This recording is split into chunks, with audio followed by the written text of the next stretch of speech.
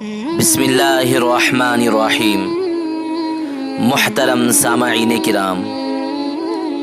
آج کے ہماری اس ویڈیو کے ذریعے سے ہم جمعہ کے دن جو درود پڑھا جاتا ہے اس کی فضیلت کیا ہے اور اس کا ثواب کیا ہے اسی کے متعلق بتانا چاہتے ہیں۔ محترم سامعین کرام، حضرت ابو ہریرہ رضی اللہ تعالی عنہ کی روایت ہے، نبی اکرم صلی اللہ علیہ وسلم نے ارشاد فرمایا، جو شخص جمعے کے دن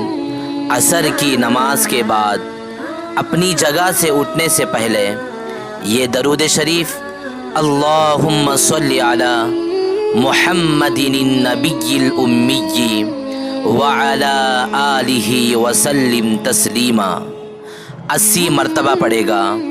اس کو 80 سال کے گناہ معاف کر دیے جائیں گے اور اس کے نامہ اعمال میں 80 سال کی عبادت کا ثواب لکھ دیا جائے گا۔ درود شریف ہے اللہم صلی علی محمد النبی الامی وعلی آلہ وسلم تسلیما۔